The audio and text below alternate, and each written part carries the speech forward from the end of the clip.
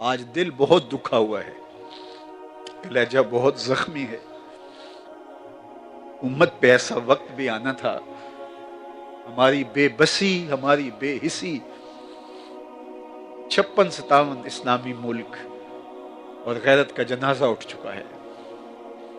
لیلۃ القدر کی مبارک گھڑیاں اور مسجد اقصی میں گولیاں برسائی جا رہی ہیں۔ کریا کریا، بستی بستی، صحرا صحرا خون، امت والے کتنا سستا امت کا ہے خون۔ گھر گھر سے جنازے اٹھ رہے ہیں۔ ہم نے تو جب سے ہوش سنبھالی، ہم نے کشمیری ماؤں کے بین سنے، ان یتیموں کی آہیں اور فریادیں سنی، بیواؤں کی سسکیاں سنی، روتے بلکتے بچوں کی صدائیں ہم بچپن سے سن رہے ہیں۔ فلسطین کا مسئلہ حل نہیں ہو رہا، مشرقی تیمور کو چند لمحے بھی نہیں لگے۔ باقی مسائل ایسے چٹکیوں میں حل ہو جاتے ہیں، اقوام متحدہ سرپرست ان کے سر پہ بیٹھی ہوئی ہے۔ ہم کتنے لاوارث ہو گئے۔ آتم تائی کی بیٹی جب حضور کی بارگاہ میں آئی تو اس کے سر سے چادر اتری ہوئی تھی، تو حضور نے اپنی چادر اس کی طرف ڈالی تو کسی نے کہا حضور کافرہ ہے، فرمایا بیٹی تو ہے۔ حضور نے گوارا نہ کیا کہ اس کے سر سے چادر اتری ہو، تو اقبال نے مثنوی چے باعت کرد اقوام شرق کے اندر بحضور رحمت للعالمین کے نام سے ایک نظم لکھی، تو اس میں یہ واقعہ سارا درج کیا، اور اس کے بعد اقبال حضور کی چادر رحمت کو تھام کے پکارتے ہیں، ما ازاں خاتون تے اریاں تریم، پیش اقوام جہاں بے چادرین۔ اے رحمت عالم، ہمارے سر سے بھی وقار کی چادر اتر چکی ہے۔ بنو تے کی بیٹی کے سر پہ چادر اوڑھنے والے محبوب، ہم آج پوری امت برہنہ سر ہیں۔ وہ کشمیر میں ہیں، وہ برما میں ہیں، وہ فلسطین میں ہیں، وہ شام میں ہیں۔ آج امت جاں بلب ہے۔ آسمان کے مالک، اس آسمان کے نیچے، زمین کے اوپر ان مجبوروں کا تیرے علاوہ کوئی نہیں ہے، کوئی ان کی فریاد سننے والا نہیں۔ اللہ اس امت کو عالمی قیادت نصیب فرما، اللہ اس امت کو باک پن، عظمت رفتہ، رفت پاری نہ دیتے۔ اور میرا دل دعا دینے کو چاہ رہا ہے رجب طیب اردگان کو، عصر نو رات ہے دھندلا سا ستارہ تو ہے، عصر نو رات ہے دھندلا سا ستارہ تو ہے، کشتی امت کا زمانے میں سہارا تو ہے۔ اللہ اس امت کو وکاس دے دے، وہ دن ہم بھی دیکھیں گے کہ یہ امت غالب ہوگی۔ احرام کے اعتبار سے حج کے لیے کون سی جگہ ہے جس سے باندھا ہوا احرام سب سے افضل ہے؟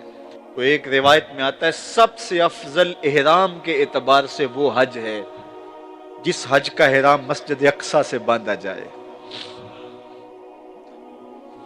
اللہ ہمیں وہ دن نصیب کرنا کہ ہم ایک حج ایسا بھی کریں کہ مسجد اقصی سے احرام باندھے۔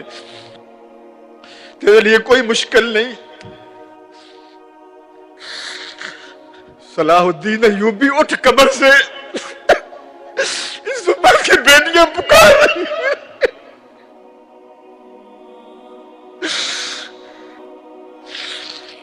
نجدین نبی دا وانگ یتیمہ تے کر کر تکے کھاوے، کتوں لبا عمر بہادر جو دونے نوں گا۔ اس آسمان کے نیچے اور اس زمین کے اوپر 1 انچ جگہ بھی ایسی نہیں ہے جہاں آتش و آہن برستے ہوں اور وہ کفار کی سرزمین ہو۔ جہاں بھی بارود برستا ہے، جہاں بھی گلے چیرے جاتے ہیں، جہاں بدن کاٹے جاتے ہیں، جہاں آبرو ریزیاں ہوتی ہیں، وہ ساری جگہیں مسلمانوں کی ہیں۔ اور یہ امت لخت لخت ہے، یہ امت زخم زخم ہے، یہ امت لہو لہو ہے۔ اللہ اس امت کو پھر بانک پن عطا کرے۔ ایک وقت وہ بھی ہم نے دیکھا کہ ناہید نامی ایک لڑکی نے پکارا تھا دیبل کے ساحل پہ، اس کی پکار پر محمد بن قاسم اللہ کا قہر بن کے آیا، راجہ داہر کی جھوٹی حکومت کو تاخت و تاراج کر کے رکھ دیا اور اپنی بہن کی آبرو بچائی۔ اور آج کتنی بیٹیاں کسی محمد بن قاسم کو پکار رہی ہیں اور کوئی ان کی فریاد سننے والا نہیں ہے۔ دل امت کے ذکر کے ساتھ ہی ایک عجیب درد سے بھر جاتا ہے۔ بے بس مجبور لوگ دعا کے ہاتھ اٹھاتے ہیں، لیکن ہماری دعائیں بھی شاید قبول نہیں ہو رہی، اور ہر طلوع ہونے والا دن اس امت کے خون سے لتھڑا ہوا دن ہے۔ اج دین نبی دا وانگ یتیماں گھر کر تکے کھاوے، کتھوں لباں عمر بہادر جڑا روندے نو گل لاوے۔ مدینہ المنورہ میں ہم بیٹھے تھے، وہاں دن رات یہی باتیں ہوتی، تو وہ ایک شخص کہنے لگا کہ ہمارے خاندان کے بہت سارے لوگ ادھر ہیں، تو آرزو ہے کہ کشمیر جلد آزاد ہو، ہم اپنا وطن مالوف دیکھیں۔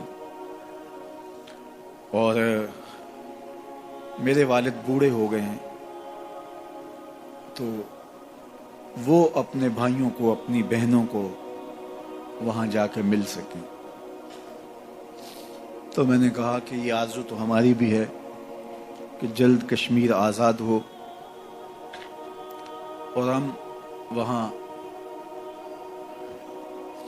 ڈل جھیل کے کنارے کھڑے ہو کے پاکستان زندہ باد کا نعرہ لگائیں، ہم حضرت بل پہ حاضر ہوں اور حضور علیہ السلام کے منہ مبارک کی زیارت کریں، ہم حضرت شاہ ہمدان کی چوکھٹ پہ حاضری پیش کریں۔ وہ کشمیر جس کو اقبال نے کہا تھا کہ گر فردوس بری بر روئے زمیں است، ہمیں است و ہمیں است و ہمیں است، اگر بہشت فردوس بری زمین پہ ہے تو یہی ہے، یہی ہے، یہی ہے۔ تو ہم اس بستی کو دیکھیں جن کے بچھڑے ہوئے عزیز وہاں ہیں، اللہ ان کو بہت جلد وہ وادیاں دکھائے، وہ اپنے گھروں میں پہنچیں، وہ اپنے آباء و اجداد کی قبریں جا کے دیکھیں۔